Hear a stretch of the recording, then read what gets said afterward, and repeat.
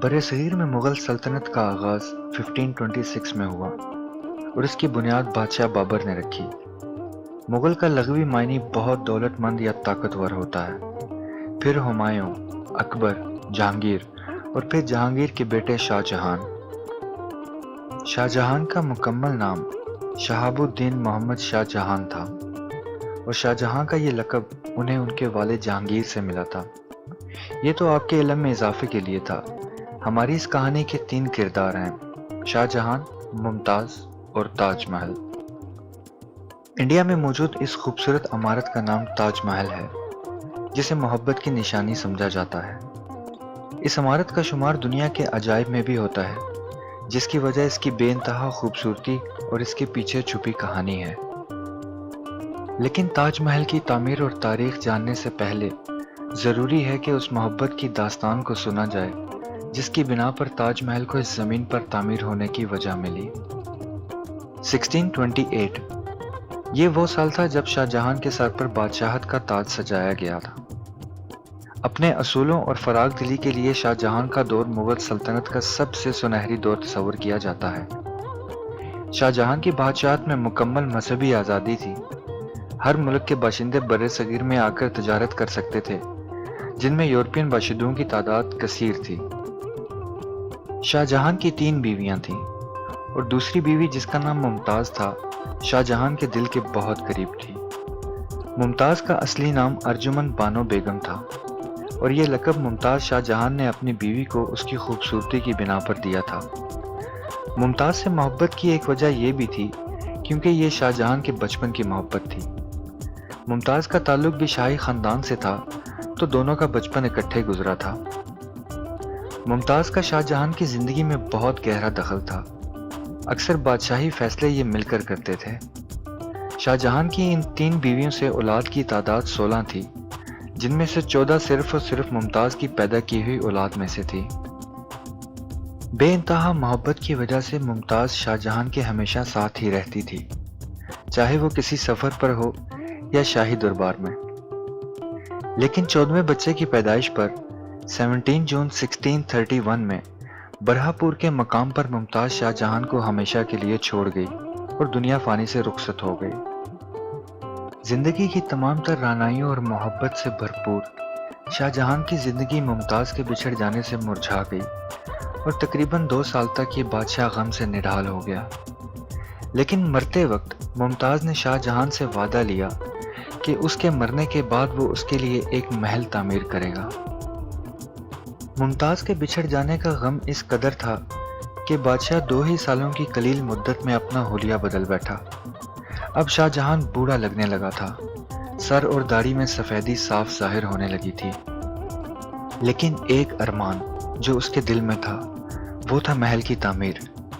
1631 میں ہی بادشاہ نے ممتاز کے اس خواب کو پایہ تکمیل تک پہنچانے کے لیے پورے برصغیر سے لوگوں کا انتخاب کیا جو تعمیرات کے ماہر تھے اور اپنے اپنے کام میں اپنی مثال آپ تھے۔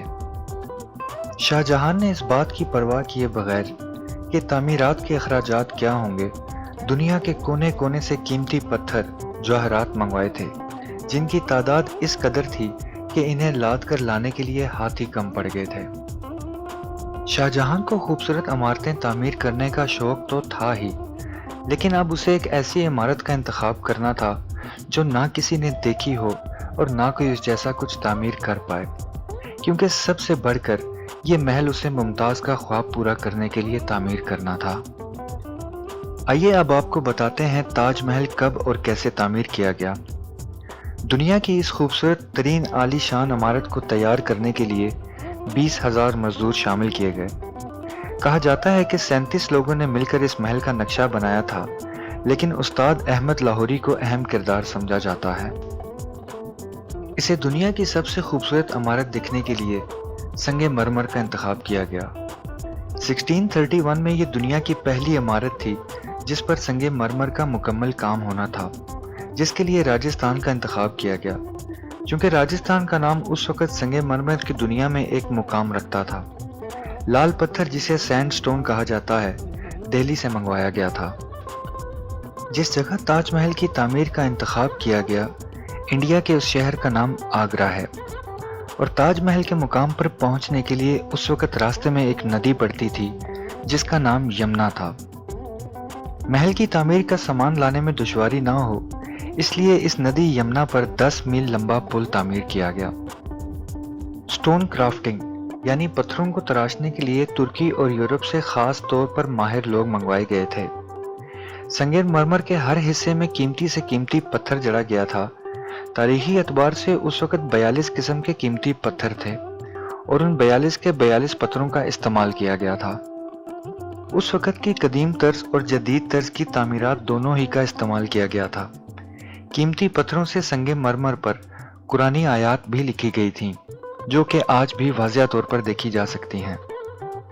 1653 میں تاج محل پر آنے والی کل لاگت 32 ملین روپیز تھی جو کہ آج کل کی ویلیو کے حساب سے 70 بلین روپیز بنتی ہے، اور اگر اسے ڈالرز میں کنورٹ کیا جائے تو 916 ملین ڈالرز۔ تاج محل کی تعمیر کے لیے 42 ایکڑ رقبے کا انتخاب کیا گیا تھا جو کہ بہت بڑا احاطہ ہے جیسا کہ تصویر میں دیکھا جا سکتا ہے۔ باغات، ندیاں، فوارے، پھول ہر طرح سے اسے خوبصورت بنانے کے لیے استعمال ہوئے۔ شاہ جہان اس تاج محل کی تعمیر ایسے چاہتا تھا کہ جنت کا کوئی ٹکڑا لگے۔ تاج محل کی تعمیر میں 4 مینار خاص طور پر توجہ کے قابل ہیں۔ یہ مینار دیکھنے میں بالکل سیدھے دکھائی دیتے ہیں لیکن انہیں ہلکا سا باہر کی طرف تعمیر کیا گیا ہے تاکہ زلزلے کی صورت میں یہ محل کے اوپر گرنے کی بجائے باہر کی طرف گریں اور محل کو نقصان نہ ہو۔ تاج محل کی اس خوبصورت اور دل فریب عمارت کو تقریباً 20 سالوں میں مکمل کیا گیا۔ 1648 میں یہ عمارت مکمل طور پر تیار ہو گئی تھی اور 1655 تک اس کا بیرونی حصہ یعنی باغات، ندیاں وغیرہ۔ تاج محل کے مکمل ہونے کے بعد شاہ جہان کو صرف 3 سال ملے اسے دیکھنے کے لیے اور ممتاز سے ملاقات کرنے کے لیے۔ 3 سال بعد شاہ جہان اور ممتاز کا ہی بیٹا اورنگ زیب اقتدار میں آ گیا چونکہ شاہ جہان اب بوڑھا ہو گیا تھا اور بیمار رہنے لگا تھا۔ اورنگ زیب اپنے باپ کے بنائے ہوئے قانون کو بالکل نہیں مانتا تھا۔ اسے اختلاف تھا مذہبی آزادی پر، غیر باشندوں کی تجارت پر۔ وہ مکمل طور پر اسلام کا نفاذ چاہتا تھا جس بنا پر وہ اپنے ہی باپ شاہ جہان کے خلاف ہو گیا اور 1658 میں اس نے شاہ جہان کو لال قلعہ جو کہ تاج محل سے 2 میل کے فاصلے پر تھا وہاں قید کر دیا۔ شاہ جہان کے لیے قید میں سب سے اچھی بات یہ تھی کہ وہ کھڑکی سے اپنے بنائے ہوئے تاج محل اور ممتاز کی یاد کو دیکھ سکتا تھا۔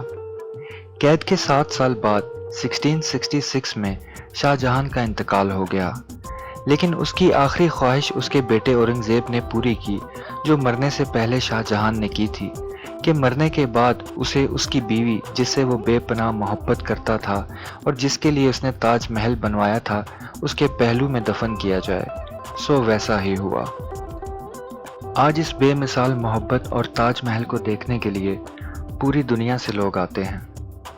1983 میں تاج محل کو ورلڈ ہیریٹیج سائٹ کا درجہ دیا گیا اور 2007 کے عرصے میں اسے 7 ونڈر آف دی ورلڈ میں شامل کیا گیا۔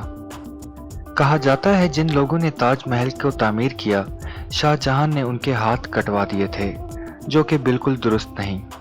شاہ جہان نے انہیں اس قدر دولت سے نوازا کہ ساری زندگی انہیں کچھ نہ کرنا پڑے، لیکن ان سے ایک حلف لیا کہ وہ اب کبھی بھی تعمیر کا کام نہیں کریں گے اور نہ ہی ایسی عمارت تیار کرنے میں کسی کی مدد کریں گے۔ تو یہ تھی کہانی تاج محل کی اور اس کے پیچھے چھپی محبت کی۔ امید کرتے ہیں ہماری یہ ویڈیو آپ کی معلومات میں اضافہ کرے گی۔ مزید دلچسپ معلومات کے لیے ہمارے ساتھ ہمارے اس سفر میں شامل رہیے۔ ہمارے پیج کو سبسکرائب کرنا اور بیل آئیکن دبانا مت بھولیے گا۔